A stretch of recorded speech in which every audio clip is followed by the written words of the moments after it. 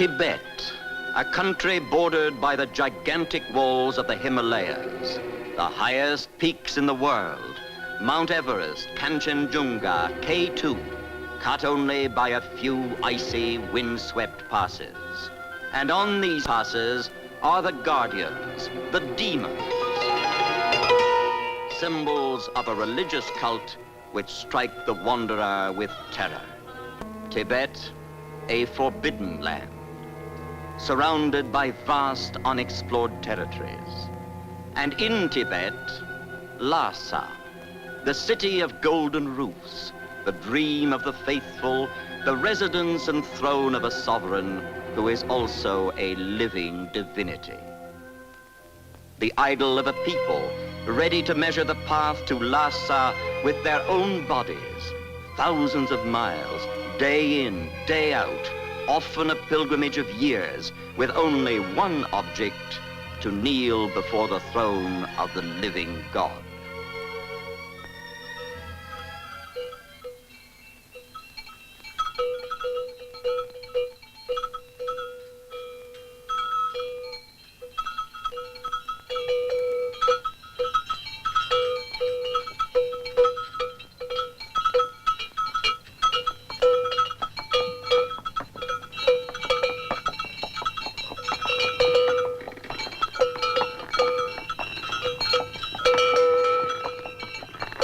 There are only a few authentic reports about Tibet, a country divorced from the world we know.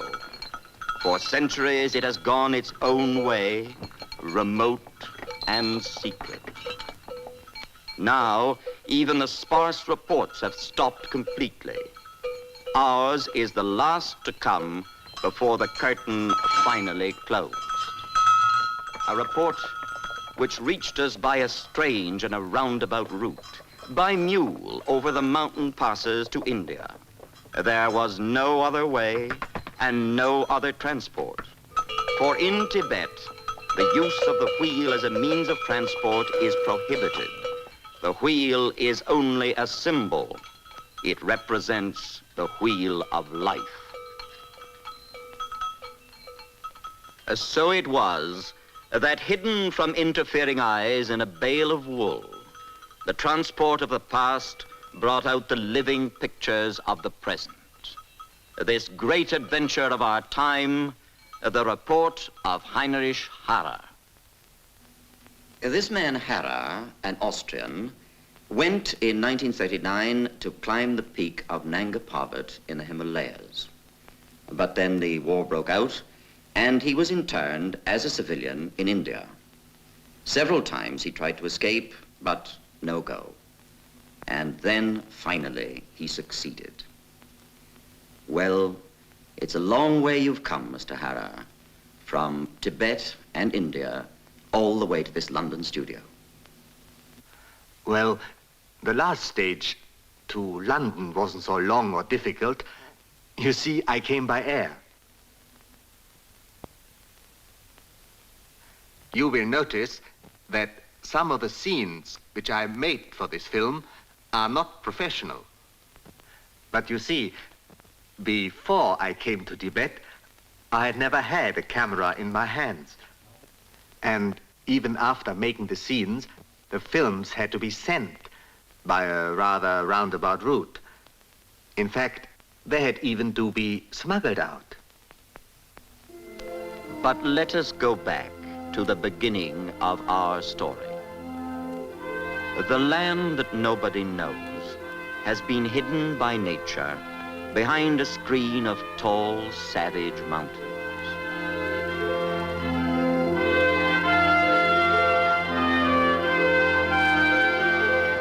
And somewhere in Tibet, near the great road leading to the mountain passes of the Himalayas, stands a monastery. Here are quietness and peace for the teaching of Buddha.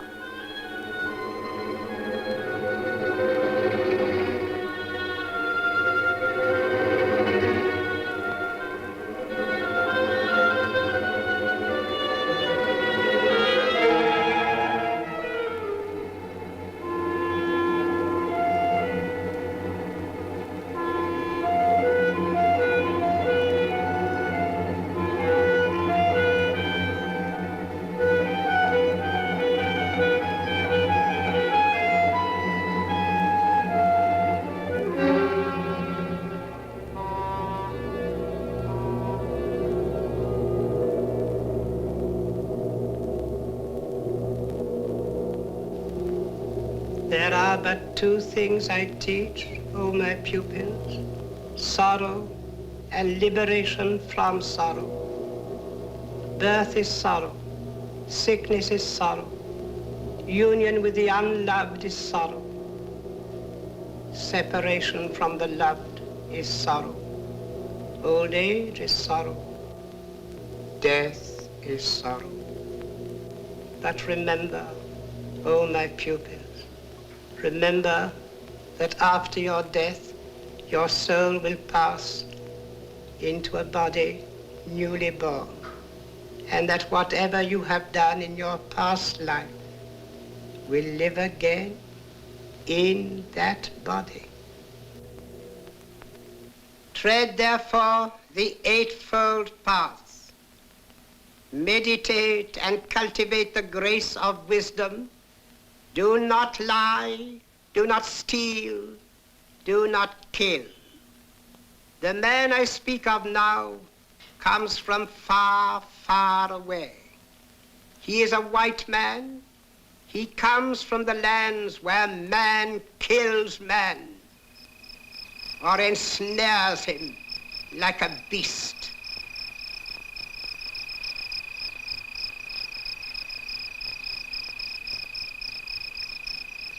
This man was without hope and without blessing.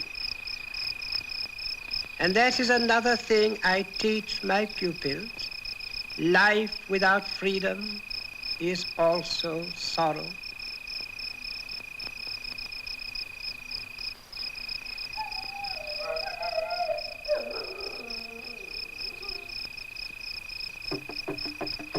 But in India, it was the time of blessing and celebration.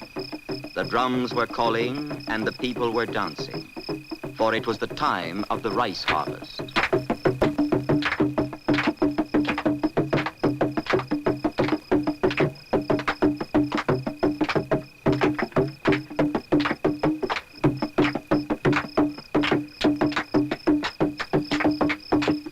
But for Harrer, the drums had a different meaning. They called him to freedom.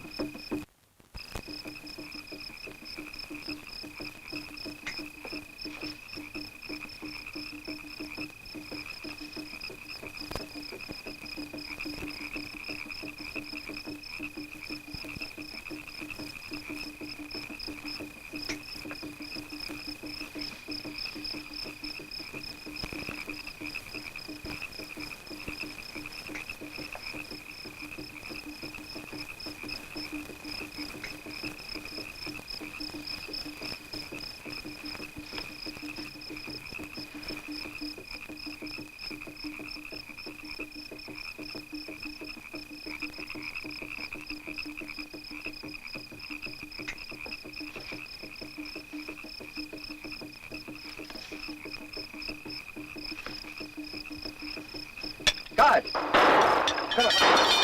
Let's take it again. Over there.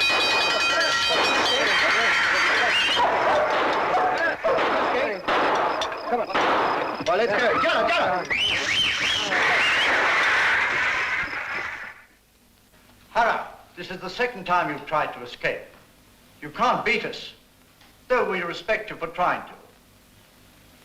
But these escapes make life very tiresome for everybody. Very tiresome.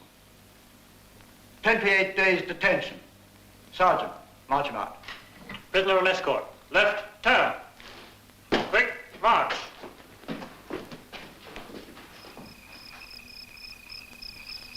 The pious of our land seek solitude to meditate in peace, but the solitude and meditations of this man were different. There must be a way out. A better way than cutting through barbed wire.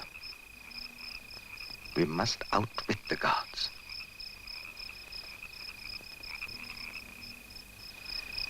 And we tried it, in broad daylight. We disguised ourselves as a gang of coolies and two British officers.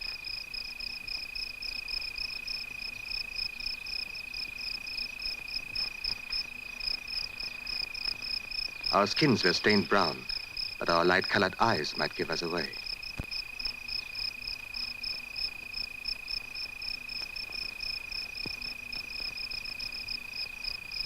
Gangs like this were always repairing the posts, which were being eaten away by the white ants. The guards were so used to these repair squads that they never suspected us.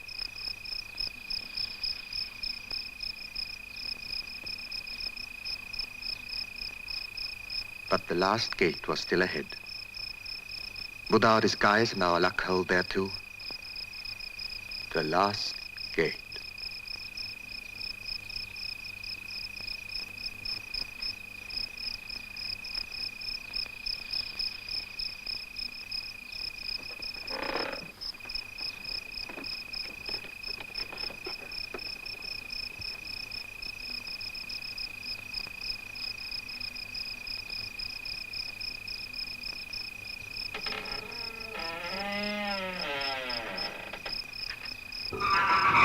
It had worked. Out of sight of the guards, we ran a little way together. We took off our disguises and threw them into the undergrowth. Then we separated, and I went on alone. I had to get to the hut, where a year ago I had left my maps and compass.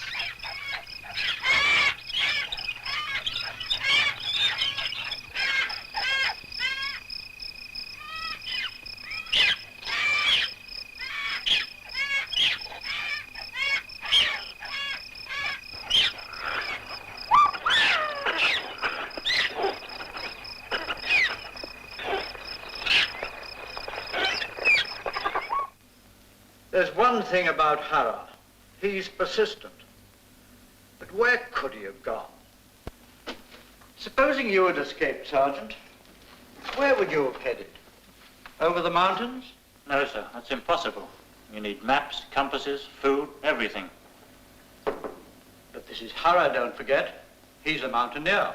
And he'd know the danger of the mountains without proper equipment. No, sir, I don't think he's gone over the top. He couldn't have gone. I wonder, Sergeant. I wonder.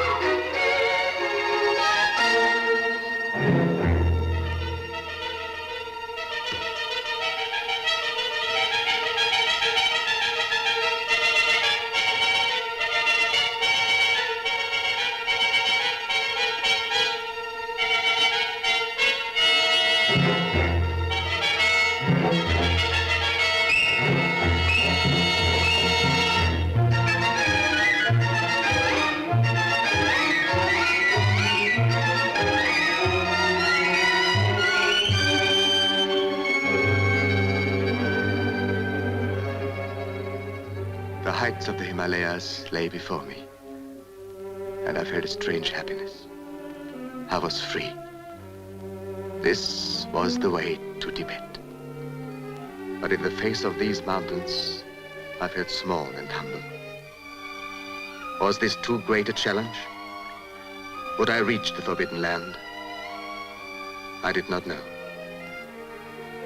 I could only go and find out.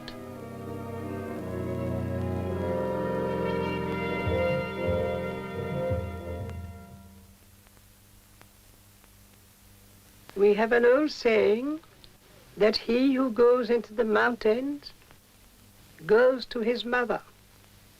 But while the demons rule the top of the world, the arms of the mother shall be cold. The Sherpa Tsewang had set out over the passes too early in the spring. For this lack of meekness and respect, the gods denied him their protection. With hands torn by frost, he put up a prayer flag on the summit of the pass. But the gods were silent. And below the mountain pass, a girl waited for Tsewang.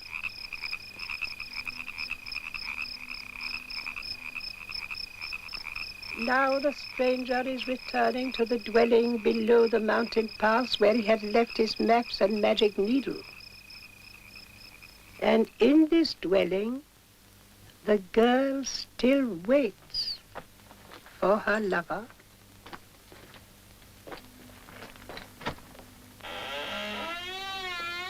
Where is Padam Chand? But it is not her lover. Where are my things?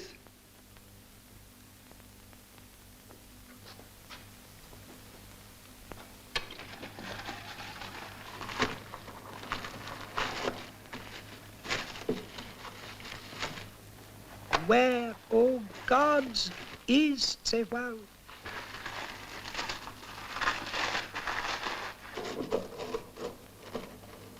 Tsewang, the name that means powerful life.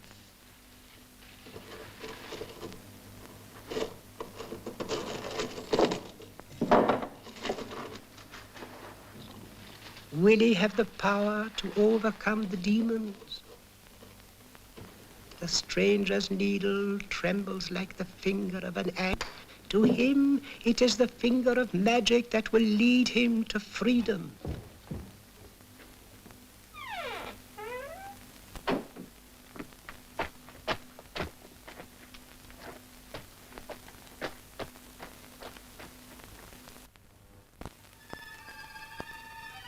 The origin of all things and of all prayer is this. Take and give, O ye gods. Take one life and give back another.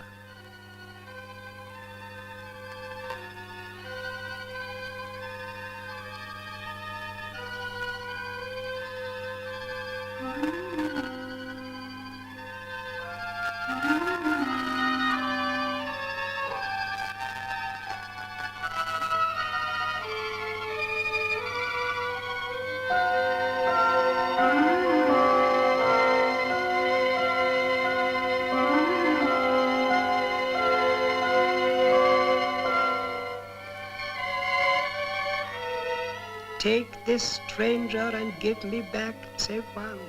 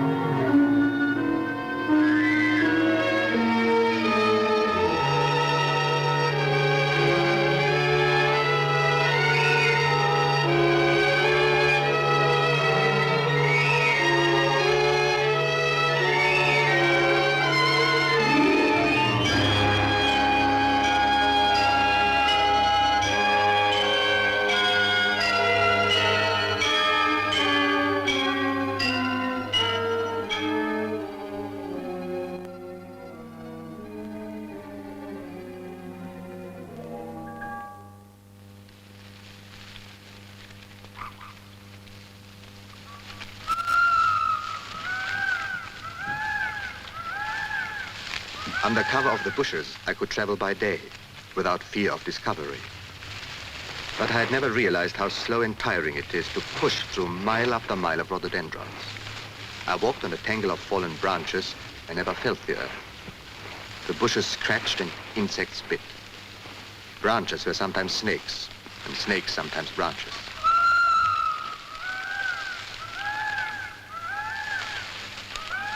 I had spent months in the prison camp studying maps of this region, and I knew well the direction I had to follow.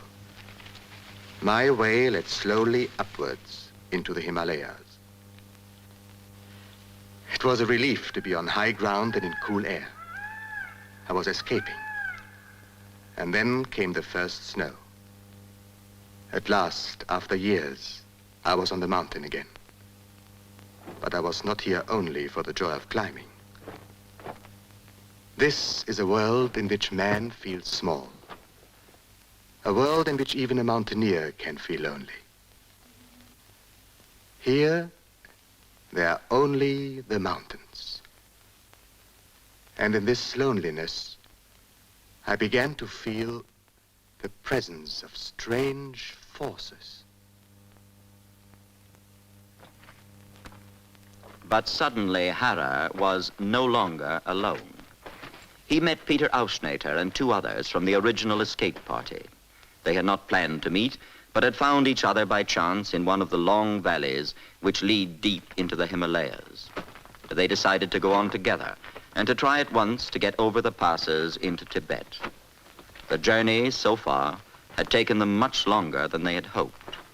Soon, the storms would make the mountains impassable.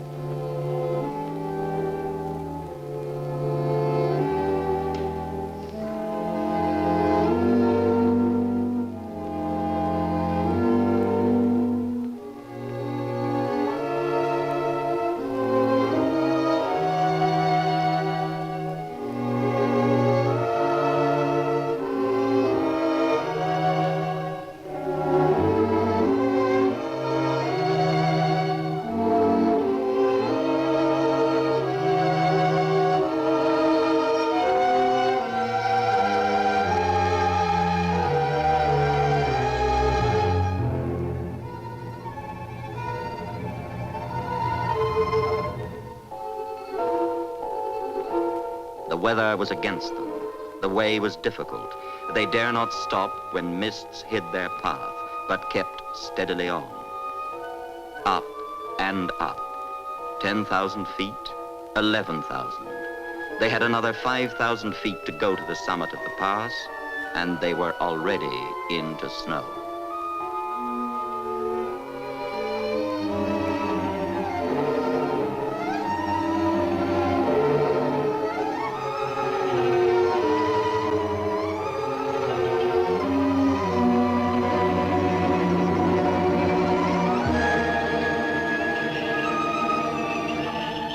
Clothing was terribly inadequate.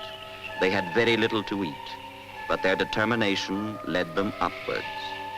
Each man found in his companions a new endurance, and each concealed his own exhaustion.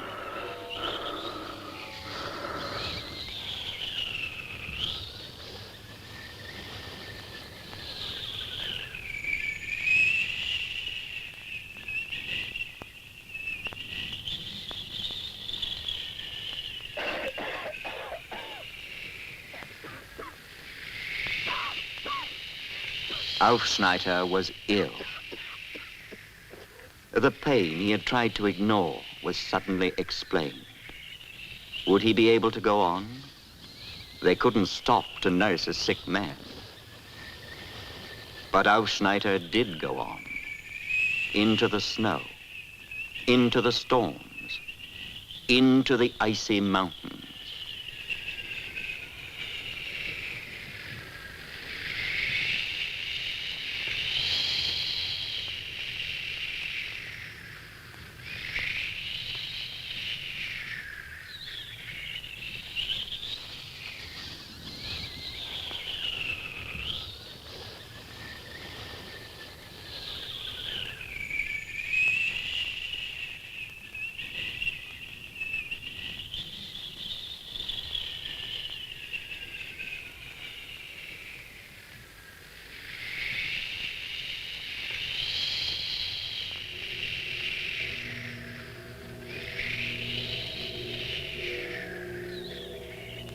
Death is everywhere and comes in many forms.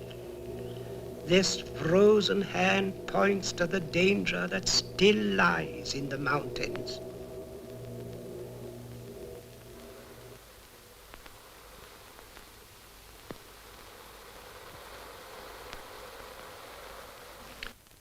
Can pay his tribute to the man who has been taken by the demons.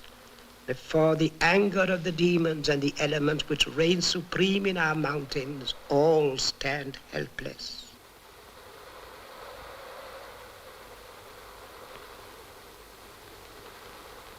This is the barrier that faced the wanderers.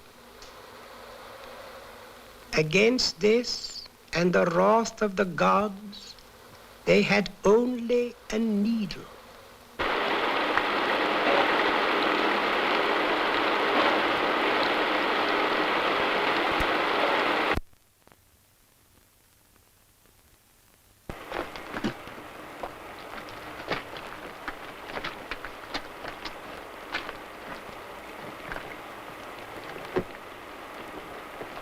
Now we were on the border. We had reached the line between the known and the unknown worlds. Cold, hungry, exhausted. And to celebrate, we have the single, the last.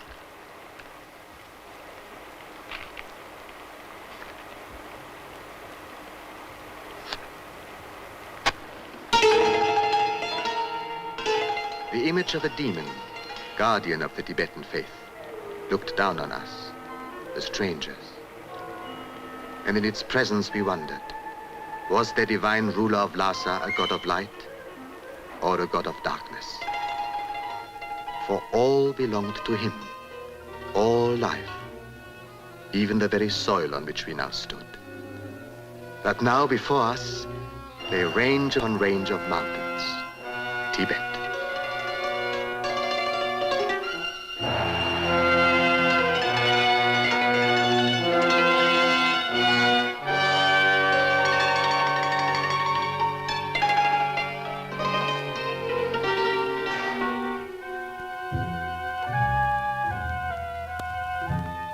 For many months, Harrer and his friends wandered in the borderland of Tibet.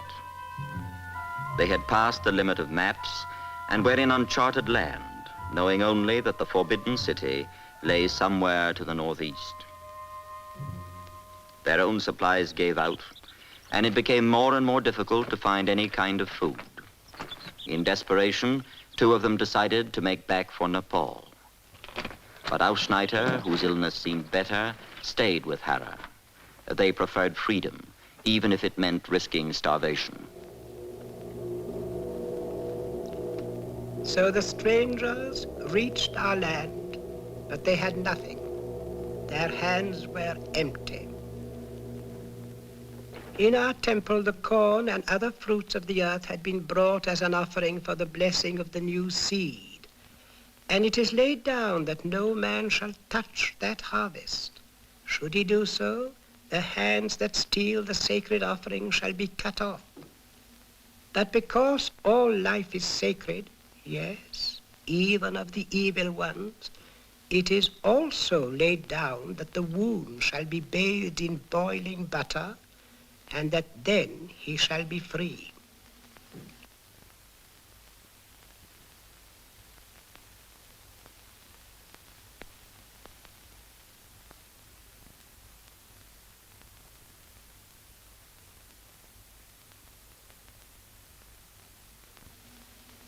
Only I was in the temple, and only I saw what happened. And it is true. Instead of beating the gong, I watched, and I was silent. For hunger is sorrow, and sorrow is no stranger in our land.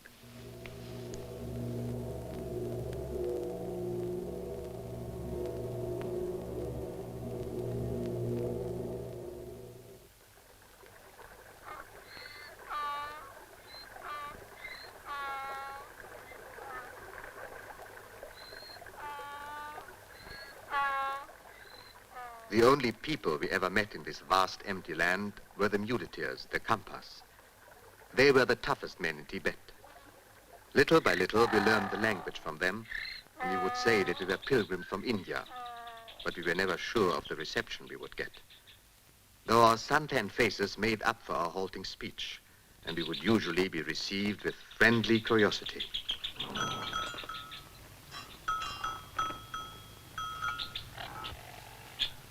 One of our surprises was to discover their marriage customs. This woman might well be married to 2 or 3 men. But once her husbands had agreed to trade with us, she readily produced a string of dried yak cheese in exchange for some medicines and reels of cotton, which we had brought from prison camp. This cheese is so hard you have to chew it for hours before it gets soft. But yak cheese and yak meat were our greatest delicacies for many months.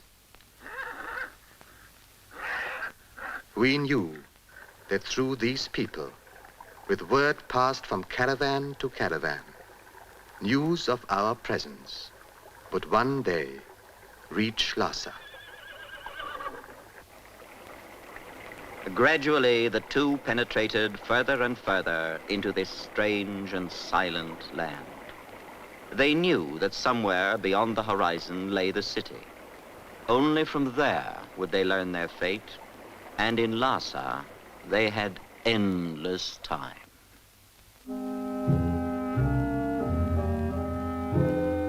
But Lhasa had heard of the strangers in their country. Messengers were sent out to find these men who had entered the forbidden land. All-knowing, all-seeing, even in the wilderness, the Dalai Lama found them.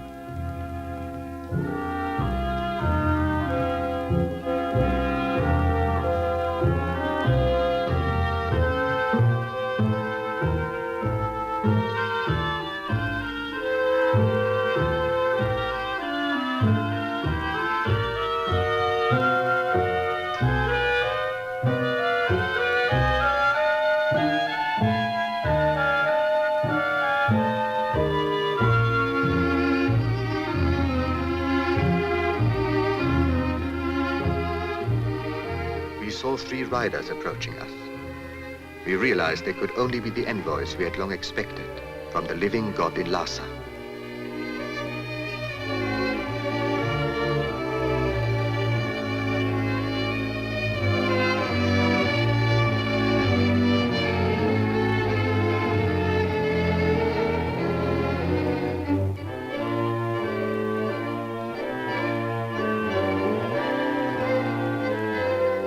With all courtesy, we were given the scarf of good fortune. But the decision on which our fate rested was clear. No stranger could be allowed in Tibet. And we were strangers.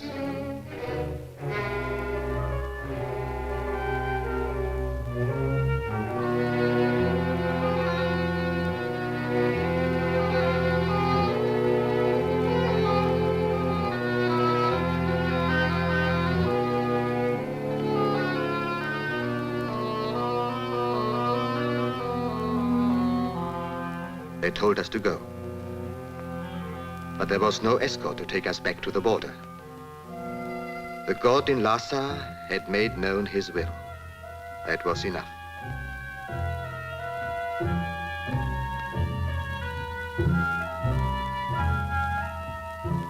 We were in an unknown and an unreal country.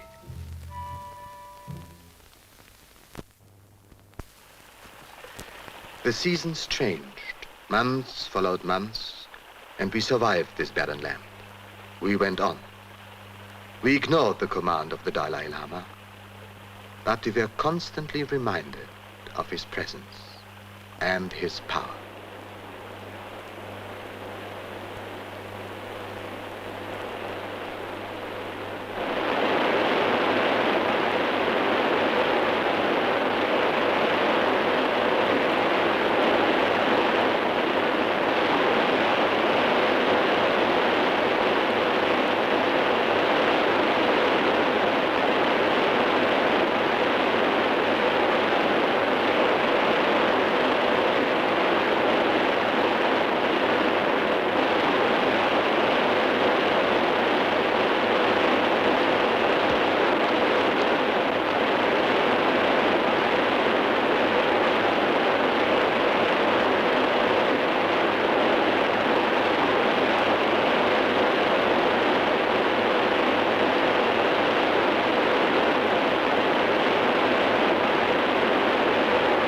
They went far from even a caravan route.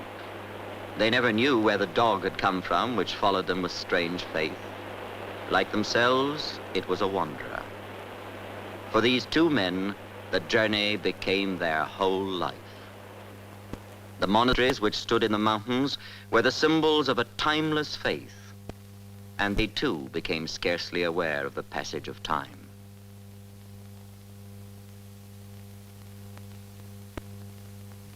They had nothing now except their freedom, and yet ironically, they were surrounded by riches. Oil bubbled up through the stones and just burned away.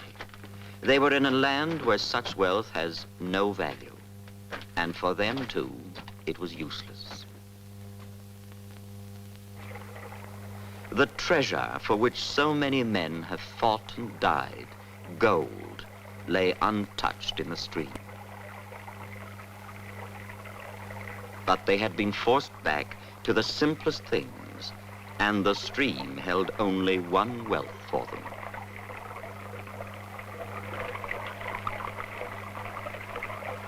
They learned ancient skills and new pleasures.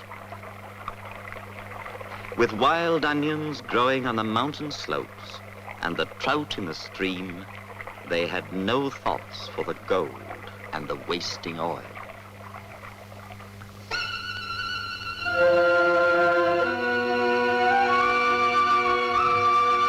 For 2 years through these mountains and these valleys, with before us one goal, to get to Lhasa.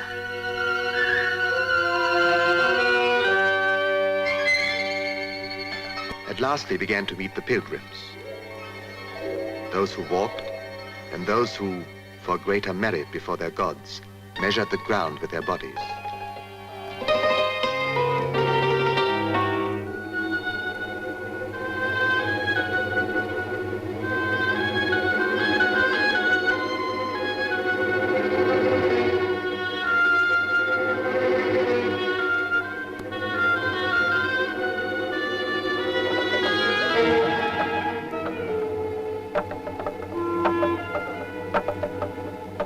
More and more we met upon the way. At last we knew we were on the great road which leads to Lhasa. We came down through the mist and we saw that the mountains and their demons lay behind us. This was the sacred road, the pilgrim's way to the Holy City, and the merchant's route to the center of all things. The yak caravans moved slowly towards Lhasa. Nowhere wheel, nowhere cart or carriage, just the steady plod of animals. We met the nomad families who live on the high plateau. 12,000 feet up, they wander with their herds, pitching their tents for months or two, and then moving on again when their animals have stripped the pasture. Whenever we arrived at a camp, they would greet us with cups of yak butter tea. We were used to the rancid taste and the flavor from the fires of yak dung, their only fuel. With every mile as we approached Lhasa, the road became a little easier for us, smoothed by the pilgrims who have gone this way for more than 1,000 years. We met caravans of yaks laden with bamboos from India, the great bamboos which carry the prayer flags on which they write their prayers. O Mani Padme Hum, O jewel in the lotus.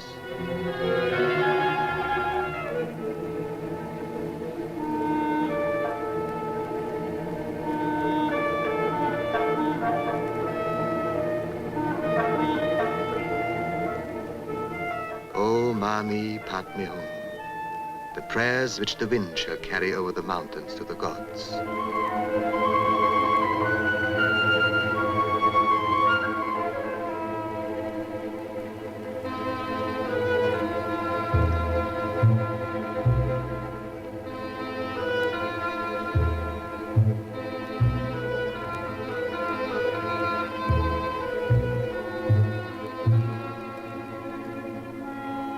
Everywhere, there were signs of a deeply held faith.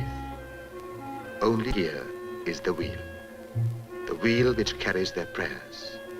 As they turn the prayer wheel, they believe they raise themselves higher in the cycle of life.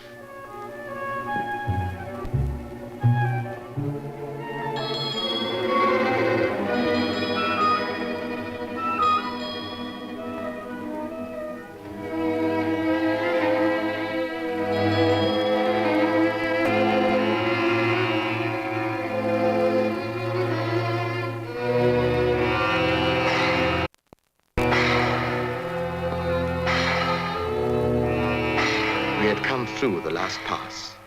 Before us lay the great valley. And there, in the distance, was Lhasa, the holy city.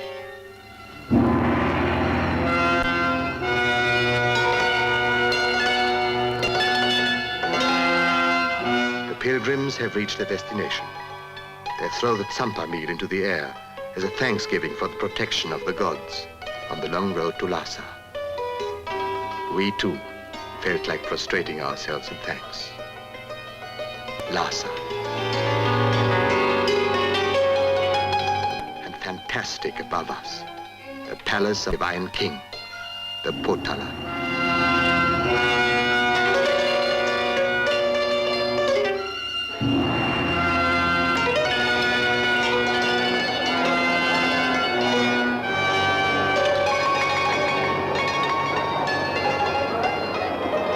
Our minds, exhausted by hardship, could hardly take in the many new impressions. But one fact stood out. We were in Lhasa, and no one took any notice of us.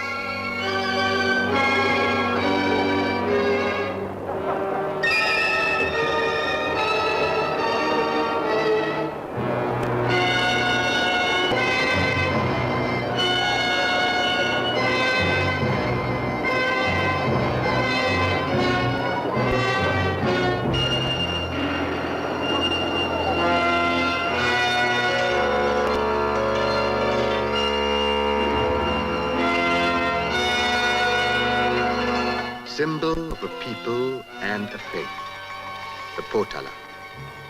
Nobody may dwell higher than the living God.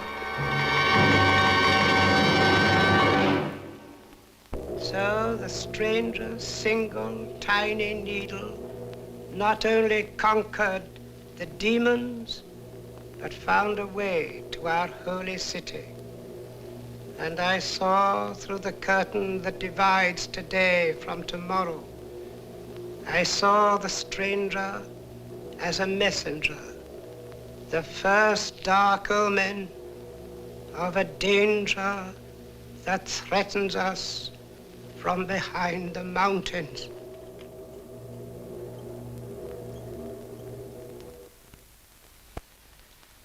We had been given clothes, food, and shelter in the house of a nobleman, but with the greatest courtesy, we were kept there almost as prisoners, not knowing what our fate would be. For several days, our only view of Lhasa was from the window, but then we were told we were free to go into the town.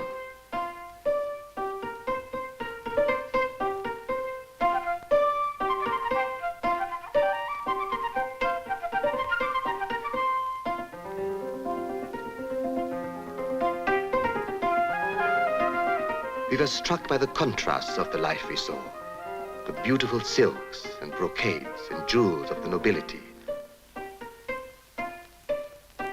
And yet a country with no piped water, no plumbing, and where a boy invents his own way of washing his hands.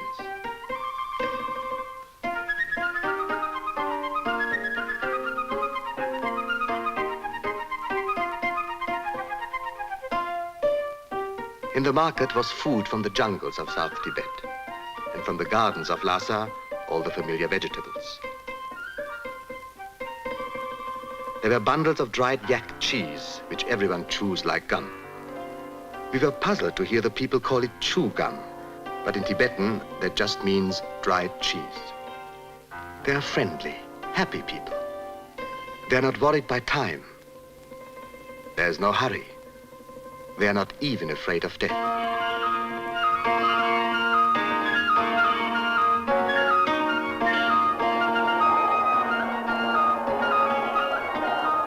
Their laughter would sometimes turn to violent fury. And we wondered, would they really turn against us? But it was only a quick flare of excitement, and as quickly gone. The officials seemed to have forgotten all about us. We had been 2 months in Lhasa. It was March, the time when the Tibetans celebrate their New Year. This is not just one festival day, it lasts for 3 weeks.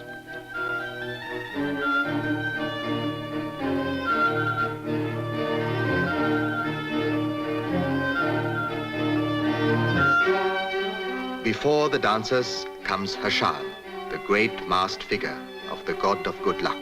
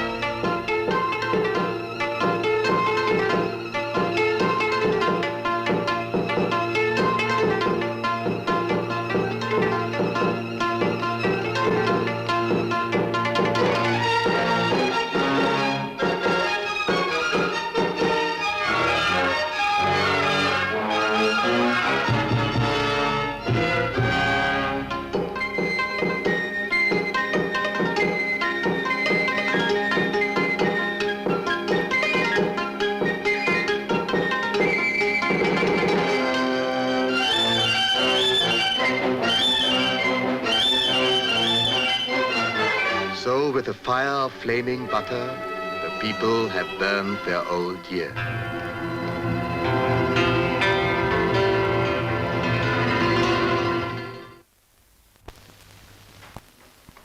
But we still waited for the decision whether we could stay. For many months, we lived as honored guests of people who had become our friends. Then, it still is like a dream. A camera came from the Dalai Lama.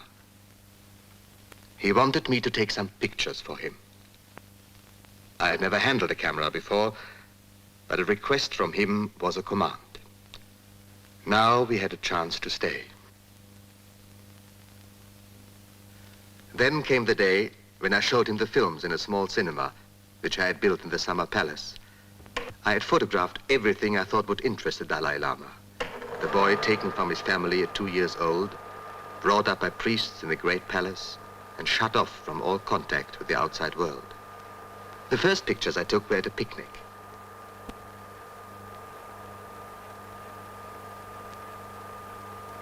Here is his brother Lobsang, playing a game with friends. The girl playing darts. His family from whom he was separated. The sights of Lhasa.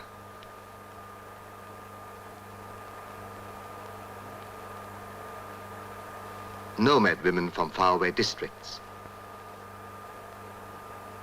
And he himself made this shot from the roof of the Potala. His great pleasure was to look down on the city, so far below him. And here is his little brother. I filmed his eldest brother, Lobsang Samten La, enjoying a meal with close friends. Something the Dalai Lama could never have. For he lives in another world.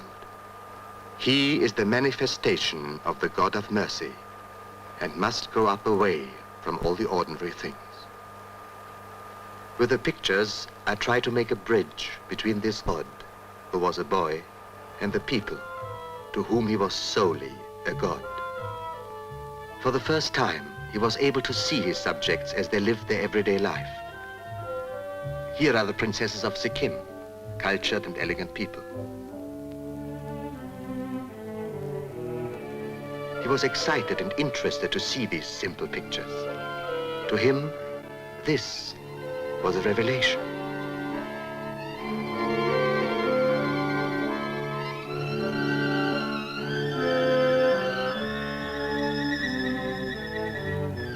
To all these people, the Dalai Lama was divine. But to me, he became a warm human being. He himself never doubted his divine origin, and neither did his family, nor did his subjects. To them, he was a god.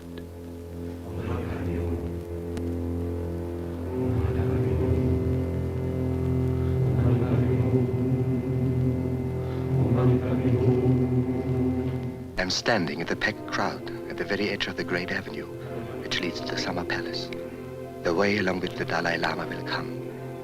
He has asked me to photograph the procession, but my camera is concealed. For his subjects, to be here when the divine presence passes is to earn blessedness. I must not offend with my camera.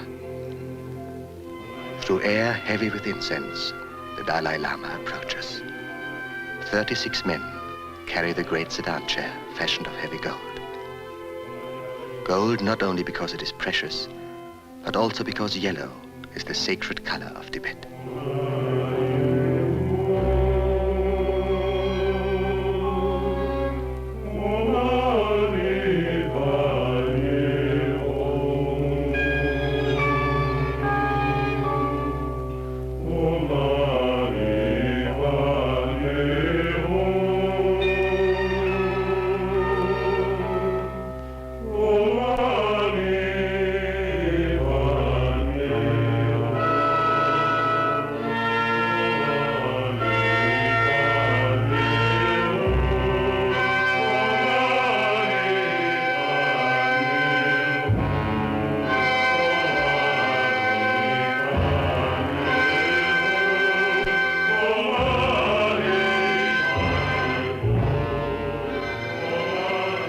garden of the summer palace, they prepare for the religious dance. These masks and costumes have been used for hundreds of years. 3 times, the dancers bow towards the divine presence.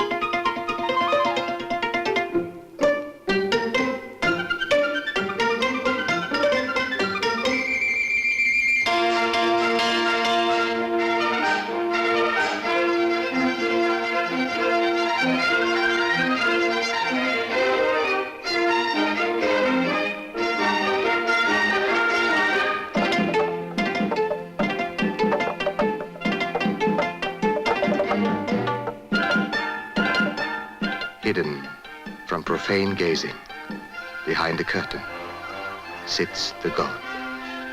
Divine dignity, religion, and the worship of a whole people, centered on a boy.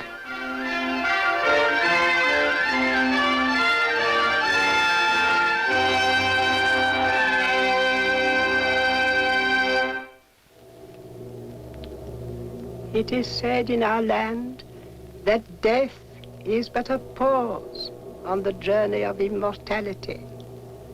When our God-King dies, somewhere a child is born into which his soul has passed. 13 times the body has died and the divine presence has returned in a child. After his soul had left the last body, it was embalmed and put facing to the south. We waited for the sign. One day, the head turned to the east. This was the sign, and our priests went out to the east. No one knew where the child was to be found.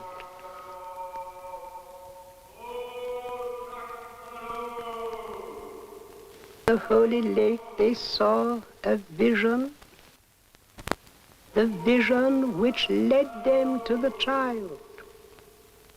And our God returned.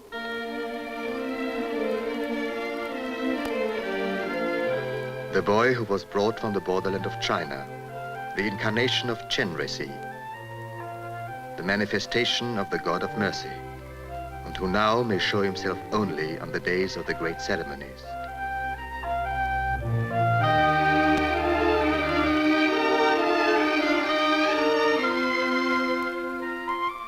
The 7 ranks of the priesthood and the 7 ranks of the nobility have each their symbols of position, and each behaves as appropriate to his rank.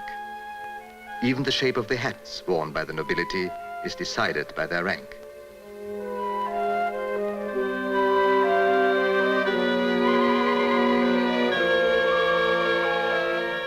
Men of high rank move with slow dignity.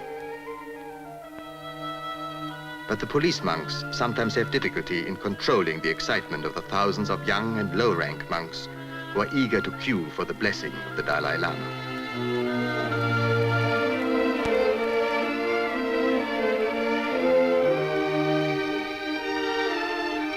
The crowds receive the holy reeds. and await the coming of the divine presence.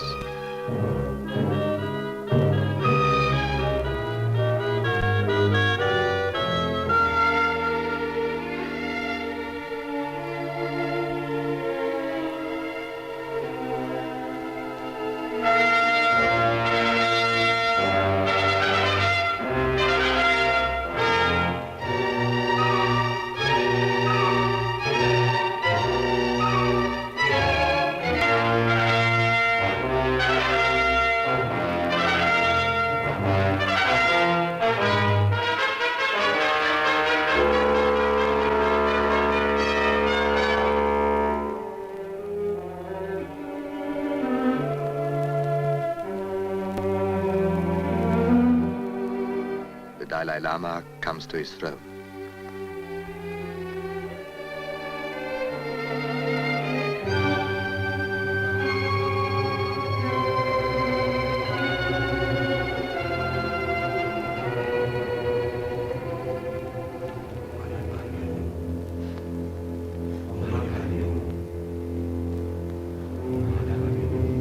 He anoints his head with holy water.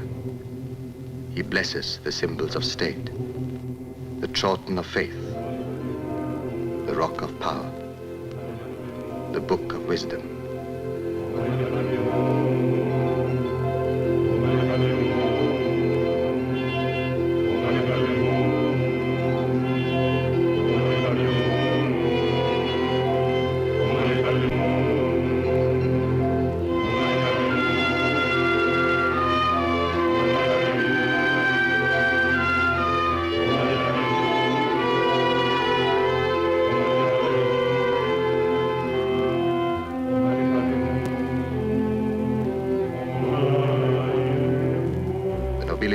Come for the touch of his hand. The ceremony lasts many hours, but when the great rituals pause for a moment, he has a private smile for me. For we share the secret that behind the curtain, the camera is concealed.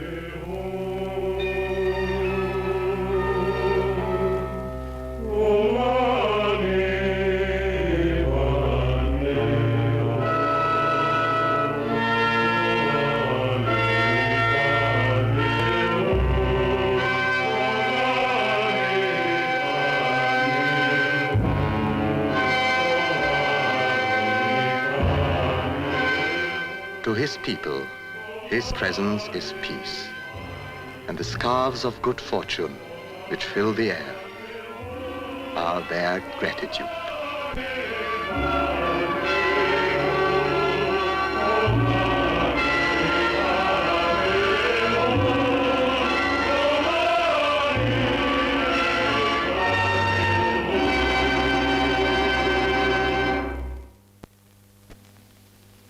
We know that there are things beyond our mountains which are unknown to us and which are stronger than the demons on the icy peaks.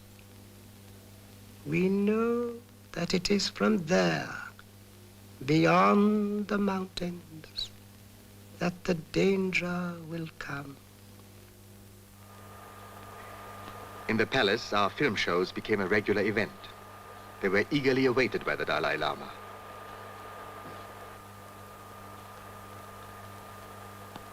One day, we were looking at the film of that great ceremony when the news came. The news that I had known would come. I knew this was to be the last time I would show him my film. The Red Army had marched into Tibet.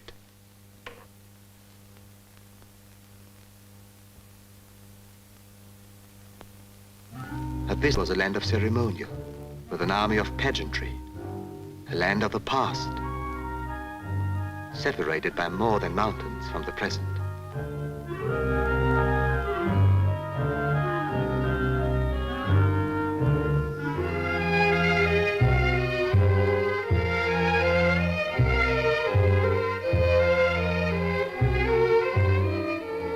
But now, the threat of intrusion was to become reality. And in Lhasa, a few thousand modern troops prepared to fight for their holy land. a few ill-equipped men against the military strength of China.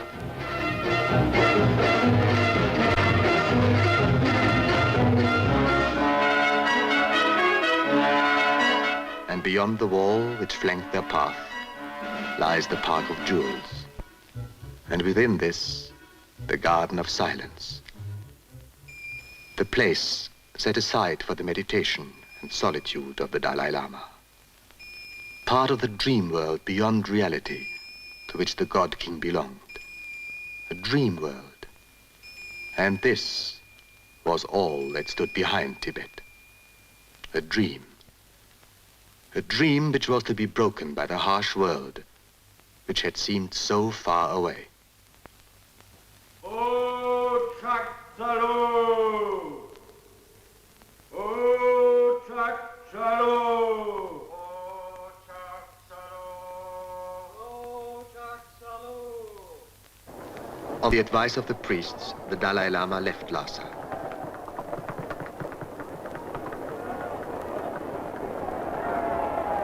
And he went not with pomp and splendor, but as a refugee.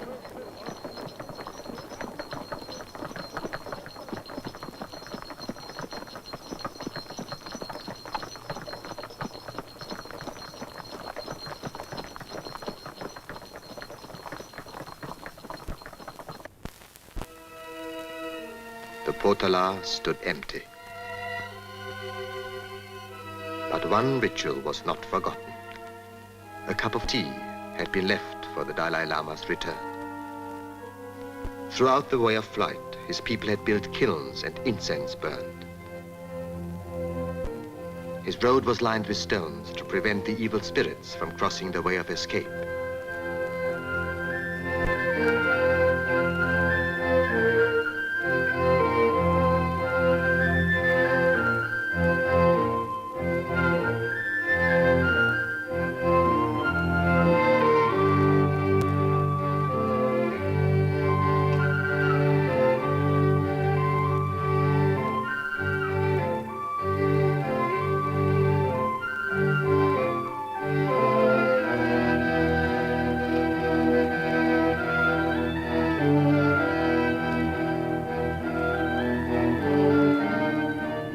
Each town, the caravan would pause for ceremony. The carpet was laid and rolled up again behind him. For the people to be in the presence of the Dalai Lama was blessing for the rest of life. They did not want him to go, so they came in thousands to the towns and prayed for a miracle.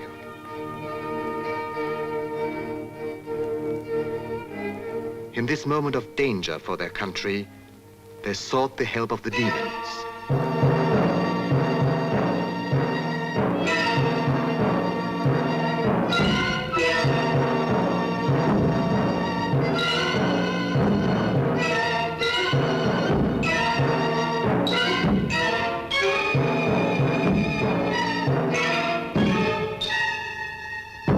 They appealed to the oracle for a sign.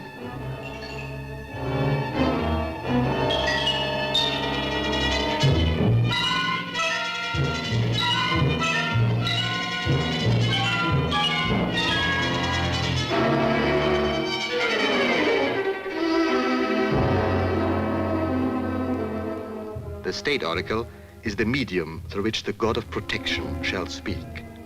A young monk is the oracle. He can go into a trance so complete that his spirit leaves his body, and the god takes possession of the empty shell.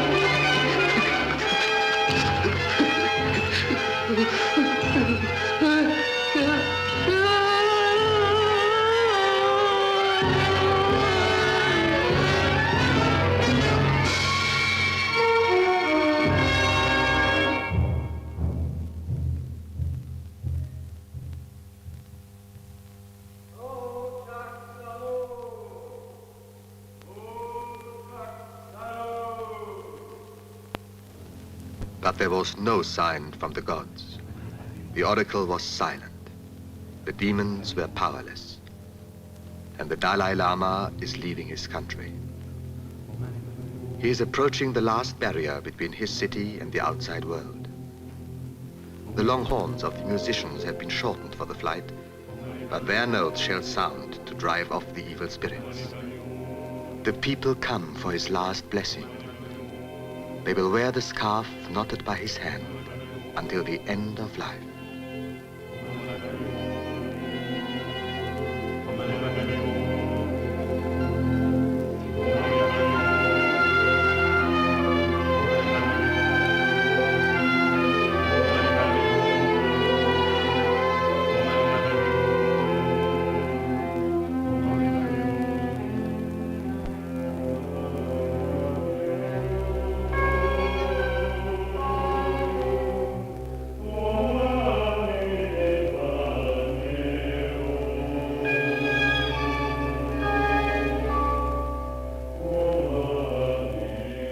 Of yak skin, the Dalai Lama sails away on the waters of the Brahmaputra.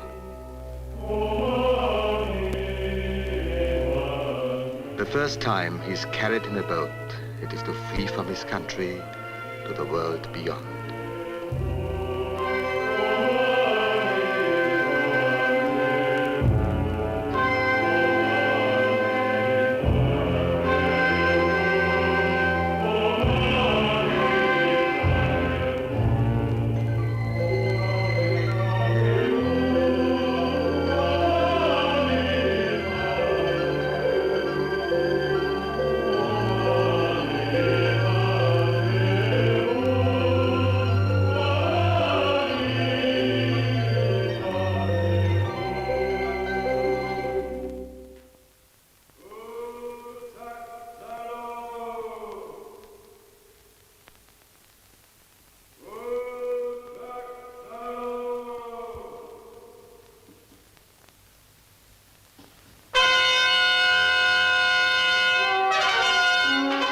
And over Tibet, the red flag flew.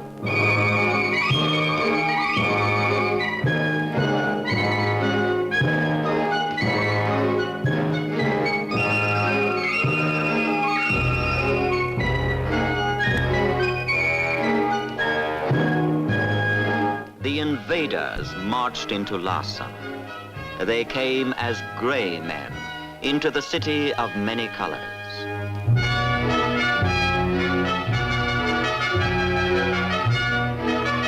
And the people of Lhasa turned away.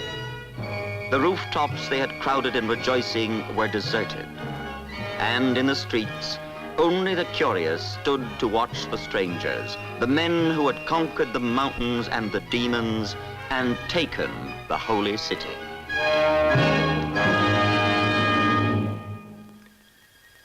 The flight lay over the Himalayas. The goal was India. 7 years before I had come this way, escaping from war, exhausted and in rags. Now again, I was escaping from war, but this time a member of the Dalai Lama's court.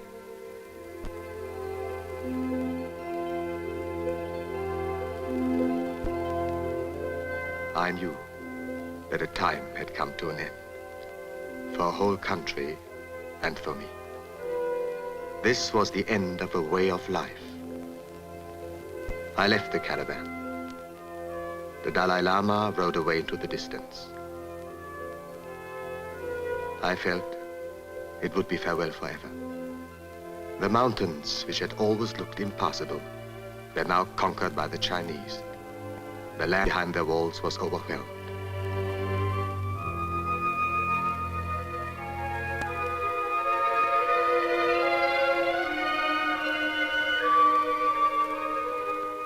Wherever I live, I shall feel homesick for Tibet. And yet, perhaps I'm wrong to be sad.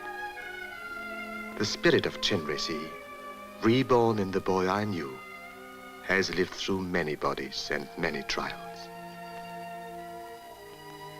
I hope that whatever happens, the spirit of the God of mercy will survive. I know I will never return, But often it seems that I can still hear the cries of wild geese and the beating of their wings as they fly over Lhasa.